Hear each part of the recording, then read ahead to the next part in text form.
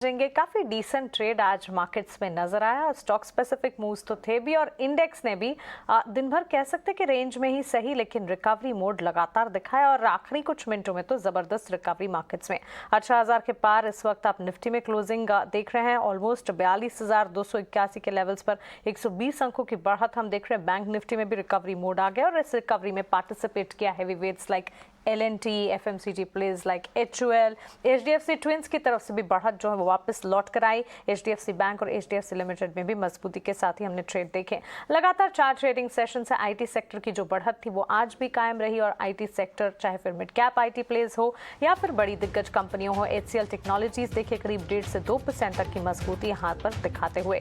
इसके अलावा कुछ और काउंटर्स TCS में भी हमने देखा अच्छी खासी मजबूती के बीच कामकाज और टेक महिंद्रा भी 1.25% की तेजी के बीच इस वक्त बढ़त पर ट्रेड करता हुआ। टेलीकॉम प्लेज में कल बिकवाली का दबाव था लेकिन भारतीय एयरटेल में वापस से रौनक जो है वो लौट आई और रिलायंस जैसी बड़ी दिग्गज कंपनी ने भी आज बाजार को संभालने का ही काम किया।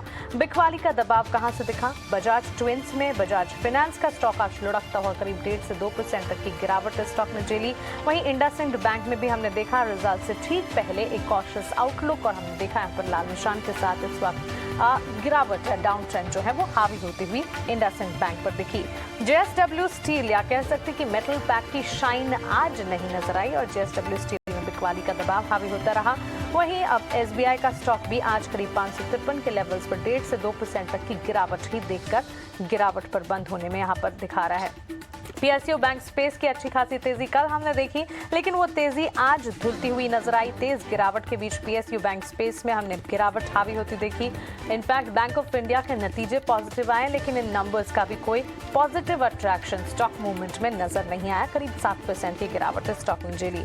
Bank of Maharashtra, UCO bank, PNB जैसे स्टॉक्स जो कि कल बढ़िया तेजी दिखा रहे थे आज इन स्टॉक्स में गिरावट, लेकिन गिरावट को एक अपॉर्चुनिटी के तौर पर मानकर चलना जरूर चाहिए। इसके अलावा स्पेंसर्स रिटेल के स्टॉक में अच्छा एक्शन हमने देखा। छोटे शहरों में कारोबार विस्तार के प्लान्स कंपनी बना रही है और इसी के चलते स्टॉक में मजबूती के साथ ट्रेंड्स कायम रहे।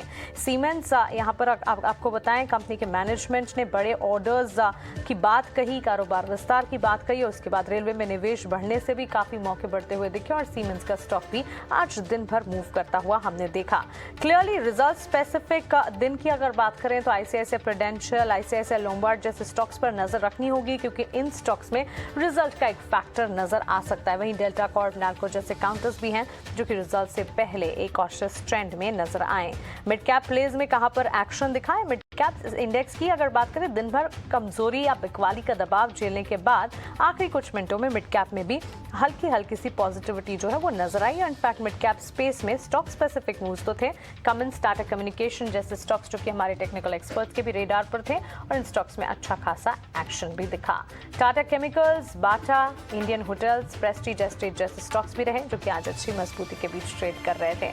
एडवांस डिक्लाइन रेशियो आपके टीवी स्क्रीन पर है। 900 एडवांसेस के सामने 1132 डिक्लाइंस, यानी कि कॉशियस ट्रेंड रहा मार्केट का, लेकिन इस कॉशियस ट्रेंड में भी कई सारे पॉकेट्स, कई सारे स्पेसेस थे जहां पर एंट्री पॉइंट या अपॉर्चुनिटीज आपके लिए बनती दिखी। आज के दिन की शुरुआत से ही हमने कहा था कि इंडेक्स को एक बार के लिए आप वॉच लिस्ट में डाल सकते हो और स्टॉक स्पेसिफिक मूव्स जो है उन पर ज्यादा नजर दौड़ाएं और स्टॉक स्पेसिफिक अपॉर्चुनिटीज को तलाशने की कोशिश करें। बहरहाल फाइनल क्लोजिंग आपके टीवी स्क्रीन पर 18,000 के पार निफ्टी ने क्लोजिंग दिखाई है। कामयाबी 18,000 के लेवल को बचाने की थी और 18,000 के लेवल्स के पार करीब 165 अंकों की तेजी के साथ शानदार रिकवरी मोड यहाँ पर 60,655 के लेवल्स पर सेंसेक्स में क्लोजिंग, 550 अंकों का उछाल और बैंक निफ्टी भी 42,270 के लेवल पर करीब 100 अंकों की बढ़त पर इस वक्त ट्रेड्स क्लोज करता हुआ। डिसेंट ट्रेडिंग सेशन रहा। कल के बाजार की किस तरह के लेवल्स देखने को मिलेंगे या फिर विदेशी बाजार से संकेत कैसे दिखेंगे, क्योंकि वापस से अमेरिकन मार्केट से क्यूज आते दिखेंगे और उसका एक इम्पैक्ट है जो कि कल मार्केट में नजर आ सकता है।